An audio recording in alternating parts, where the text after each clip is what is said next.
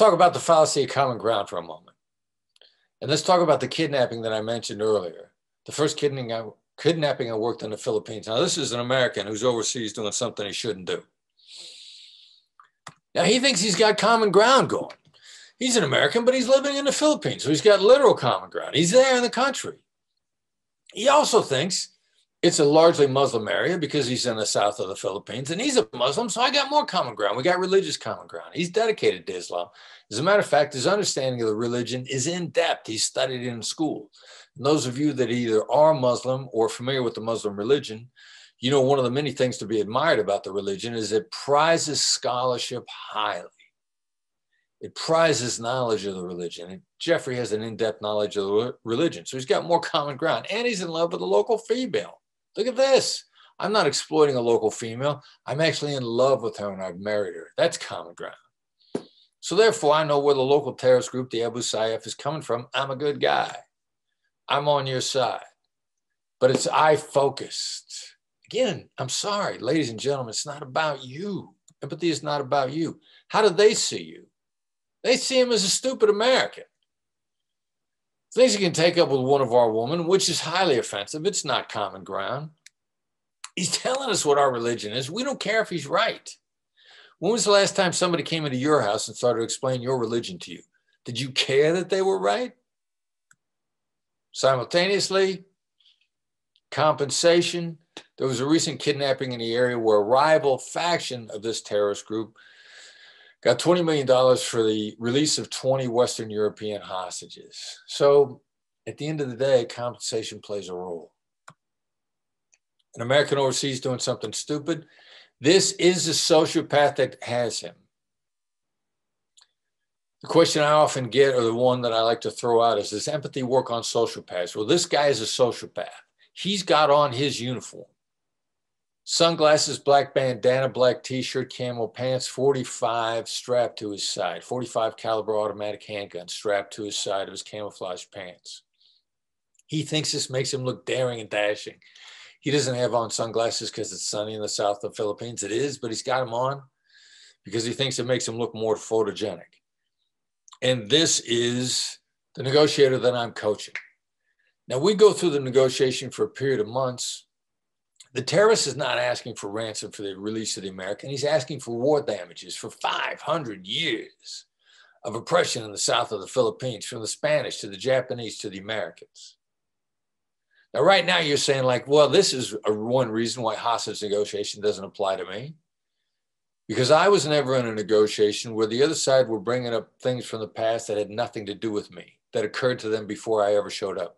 In my business negotiations, people don't react like that. They don't bring baggage to the table. Oh, wait a minute. That happens at every negotiation. People bring their history of experience to the table, even history I had nothing to do with. So we finally decide, after 4 months of a stalemate, that we're going to get a that's right out of the terrorist. So I coach my negotiator. Today you get a that's right. He gets the terrorist on the phone. He says, you know, you're not asking for ransom for the American. You're asking for war damages for 500 years of oppression. And he goes on at length over the injustices that occurred and the things that the other side had experienced that had nothing to do with the Americans or the American being held, but what they had experienced. And after going on at length over the other side's experience, he goes silent. He doesn't offer an argument in return. He just goes silent. And the kidnapper on the other end of the phone says, that's right. He summarizes the other side's facts, not our facts, but their facts, and how they felt about the facts. And the kidnapper says, that's right. And the ransom demand goes away. It just goes away. Money is never mentioned again in the kidnapping. It takes several more twists and turns. And on Maundy Thursday, on the Thursday before Easter, the hostage walks away. The military flew down and picked him up. They held a big press conference in Manila announcing the rescue. We flew Schilling back, the American, back to the United States, and I was back in the Philippines a couple of weeks later. I connected back up with the negotiator that I had coached. And he said, "You're not going to believe who called me on the phone." I said, "I don't know. Who called you on the phone?" "The sociopathic terrorist." "What did he say?" He said, "Have you been promoted yet?" I don't know what it was he said to me on the phone. I was going to kill the American. You're really good at what you should do. What you do, they should promote you. This is what the demonstration of understanding gets, ladies and gentlemen, because in that moment, the person who lost everything called the person on the phone responsible for it to congratulate him and let him know that he was still willing to talk to him. Despite everything that happened, he was still willing to talk and collaborate should they talk again.